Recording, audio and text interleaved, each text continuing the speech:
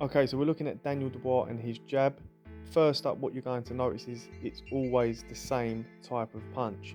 There is very little variation with Daniel's jab and how he works off the lead hand.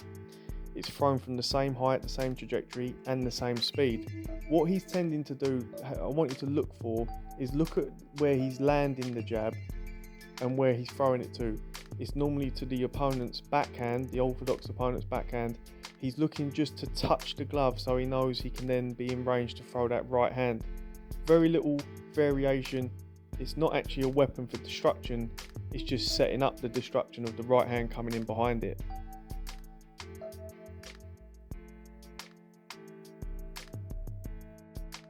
Okay, so now we're looking at Joe Joyce and his jab, and what you'll notice straight away is the variation in how he throws his jabs. So you'll see two clips where he lands two very hard, heavy jabs against Hrgovic and Hanks, where he covers a lot of distance, then goes back up, constantly changing levels.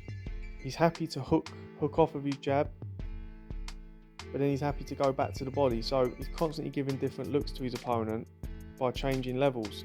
You'll notice also against the bigger man, he's also happy to play a little game of pawing and fencing with the lead glove.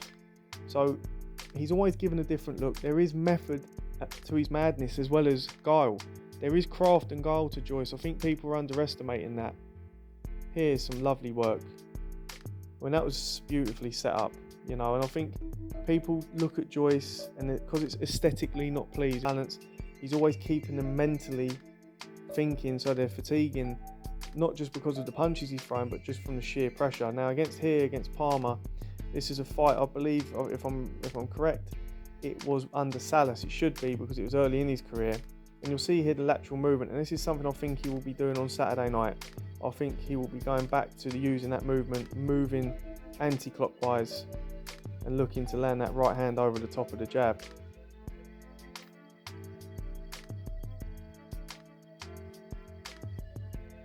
And just listen to this from Ismail Salas as well. You don't need to be too close to him because you got a long reach. You got the longer reach. And you got a very fucking good jab. Only what I need from you just to mix it up, your jab. Sometimes change with the hook. Okay?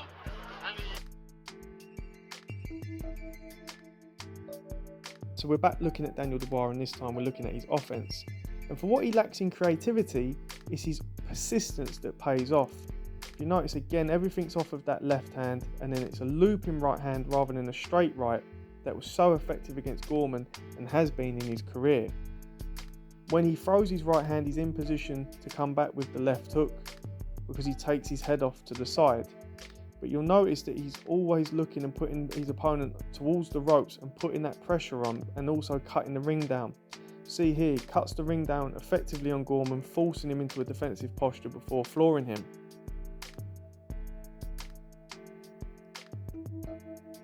And then, as I say, the overhand right was all night on as Gorman moved across towards his right hand. Dubois set him up beautifully. And as I say again, he takes his head off to the side. It's that right hand that comes over the left hand of the opponent.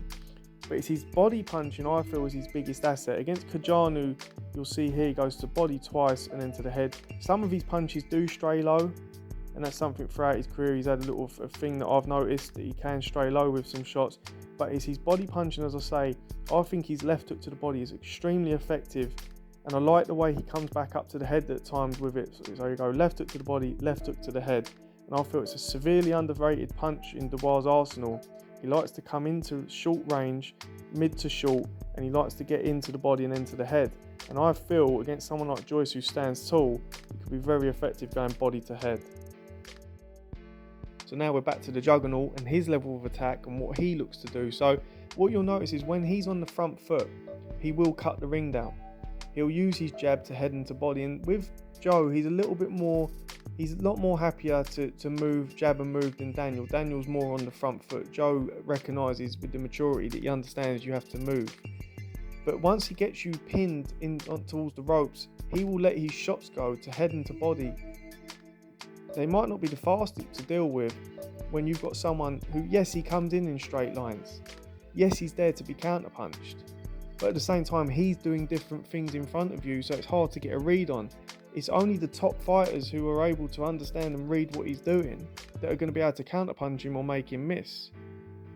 You'll see here how he edges in, and then he brings the left hook in behind. Again, it might not be the most aesthetically pleasing, but at the same time, it's effective.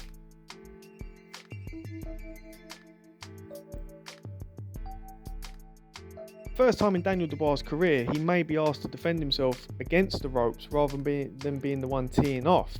And that could be the interesting thing here on Saturday night, because Daniel Dubois isn't your typical heavyweight big man. He doesn't really use his left hand to defend himself and keep range. He uses it as a range finder for destruction, but he's never been asked to use it as a range keeper.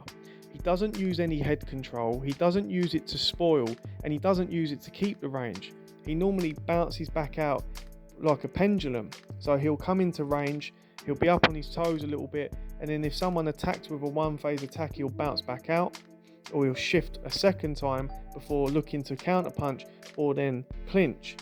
And this is going to be the interesting thing on Saturday night. How's he going to deal with that if Joyce continues to apply that pressure and forces him near to the ropes?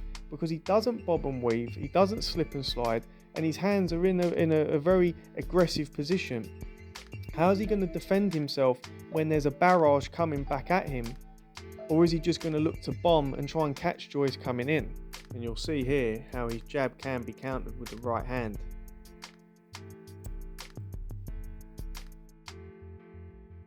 And there's no doubt, whilst there's worries over young Daniel Dubois and what he can do in certain situations, there will be concerns in Joe Joyce's camp about the fact that he's all too readily available to be hit. The fact is, Joyce can be caught to body and to head. Even in the Joe Hanks fight, in just one round, at times he froze as Hanks put punches together, and I'm sure that Daniel Dubois' team will be looking to put combinations together in order to take Joyce out, because I don't think it's going to be one shot that will take him out, it will be a few. But it's something that Joyce's team have to work on, is being a little bit more defensively responsible. Saturday night for me, Daniel Dubois' blueprint to victory is ultimately to hold the centre ring, utilise a firm, effective jab. He's got to be hurtful with it. Kevin Johnson mentioned that he's got a hurtful jab. Well, on Saturday night, he's got to use that hurtful jab, and he's got to stop Joyce from trying to steamroller him as the fight goes on. So if he can hold centre ring and keep himself in position, he can then, from there, start to put his combinations together. And I think going body and putting the body work in, I think he's an effective body puncher. And then the combinations, body to head, and that left hook's there for him. But he's got to be effective with that lead hand and keep his poise in order to be victorious on Saturday night.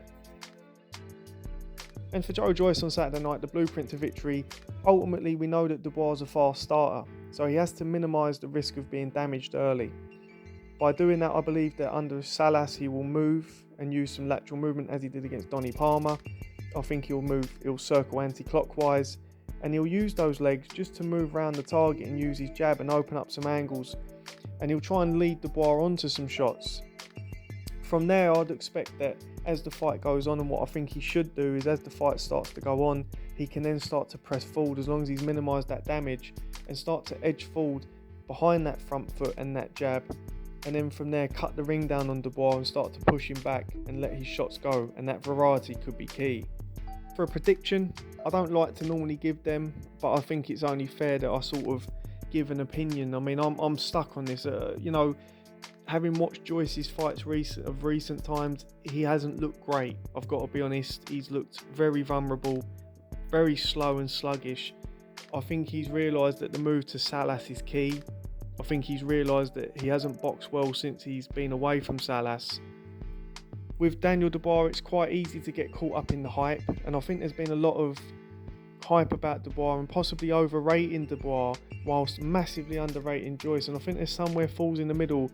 I think this fight's a lot more evenly matched than people think it is. For me, it comes down to who executes their game plan effectively, and I just have a sneaking feeling I think I rate both men, but as this fight gets closer, I tend to lean towards possibly Joe Joyce, possibly early or mid to late. And look, people scoff and say you know, how can you say Joyce early? But Joyce has taken guys out early in his career. He punches hard, and we don't know how Daniel's going to hold up to shots with these 10-ounce gloves on. So for me, it's a pick'em, but I just lean towards Joyce possibly shocking people early or mid to late. But let me know your thoughts in the comment section below.